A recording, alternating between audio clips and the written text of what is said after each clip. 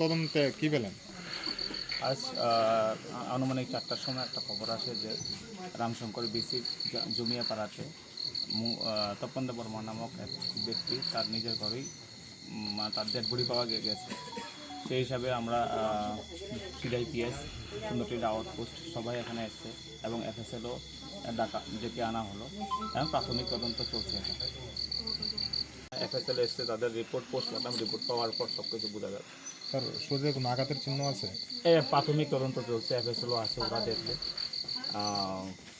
যদি কোনো কিছু পাওয়া যায় এটা আপনাদেরকে পরে জানানো হবে। পরিবার totally initial stage of investigation. কোনো অভিযোগ পরিবারের তরফে এখনও সেই পাওয়া যায় না, পাওয়া যায় আপনাদেরকে বলবো।